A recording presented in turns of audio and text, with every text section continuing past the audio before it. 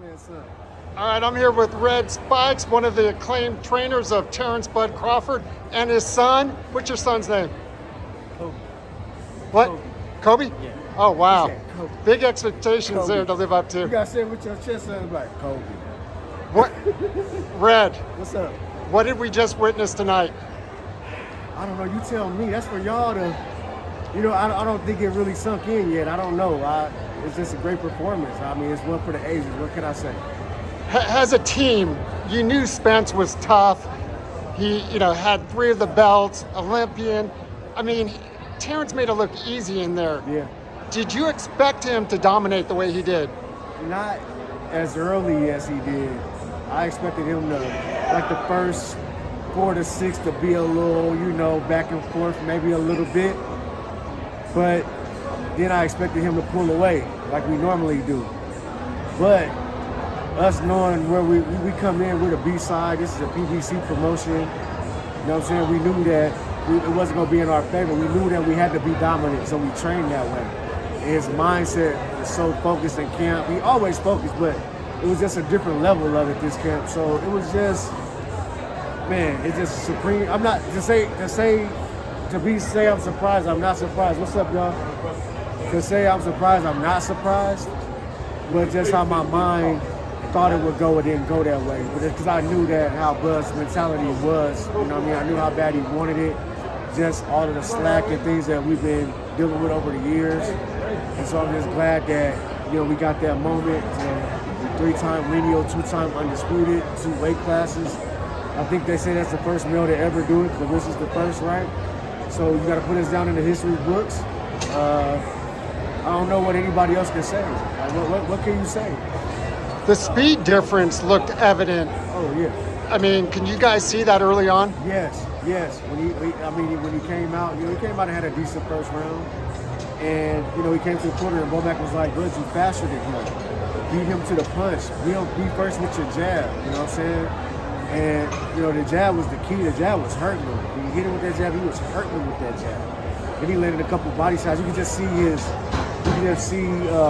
facial expressions that was hurting him. So it was just a matter of time. Whenever Bud wanted to step it up and get him out of there, that's what he did. And it was just a great performance by a great fighter, generational talent. And it's just one of them things. I don't know. I'm still in the moment right now. I don't really know what to say. I'm just excited for our team. I'm excited for Bud. I'm excited for Bud's family, his mom, his pops, his sisters, cousins. And I'm excited for all the Bud fans, for real, because, it's been warfare over Twitter, over YouTube, and all that. I'm just happy for every Bud supporter that had our backs and they know what they was talking about. They know boxing and they got rewarded tonight. And I'm just happy for them. And I won't keep you long. I know you want to go hang out with your son. Bud and the whole team always seems to fight with that proverbial chip on their shoulder. Oh, yeah. We're going to keep a chip because it's still challenges that we want to overcome. So just depending on Bud take a vacation, chill out, enjoy this victory, come back with the team, with his advisor, you know what I mean, and with the business aspect, and then figure out what's next. You know what I mean, that's what we got. That's what we're gonna do. And this performance right here. I mean, what can you say? What can anybody say now? You know what I mean? You can make excuses. You make excuses. Like assholes. Everybody. You know what I mean? Like, but what can you say? Let me ask you this, and we'll wrap up here in a minute. Jeff Zimmerman with Red Spikes is coming off a dominant performance with Terence Bud Crawford, Team Crawford. There's a lot of talk before this fight about Spence maybe moving up to fight Canelo at some point. Yeah. I know Terence That was disrespectful. What's up, B? This is my guy, B. What's good? Yeah, that's Brian. That's my guy, Brian. That's security guard in the, I ain't even call him a security guard, security services in Omaha. So you guys looked at it as disrespect. It was disrespectful because they was overlooking us. You know what I'm saying? Like, why would you be putting out all hypothetical fights and, you got this guy in front of you. We wasn't ever talking about nobody. talking about, Charlo name come up because Charlo was talking that shit, so that's why his name came up. But we wasn't looking ahead or looking past Errol Spence. We was locked in for 8 to 10 weeks on this guy, eating, sleeping. Every time we walk in the house, there's a Spence fight on. I'm on the treadmill looking at a Spence fight. Can't sleep. I'm like, okay, well, I'm gonna watch a Spence fight. You know what I mean? All of us. It was just a whole collaborative effort. And shout out to the team. The results speak for itself, and I'm just excited. I'm happy. I'm about to go celebrate with my son. My son, this is his first vacation with me. He get to come see this greatness. They're gonna be talking about it till he's 60 years old. You know what I mean? I'm just excited, man. What did you think of the fight, Kobe? I thought it was pretty cool. I'm happy to be here. This was your first fight? Yeah. No. No? First fight I saw in Nebraska. Okay. And we'll wrap it up here. I know Terence told me in the past about maybe going after Charlo after Spence, but what about him and Canelo one day? Canelo too big. Okay. At 168, that's too big. You know what I'm saying? 168, that's too big. You know what I'm saying? Now, Canelo was at 60 or 54, maybe we could entertain it, but that's just my personal thing. 68 is too big, though.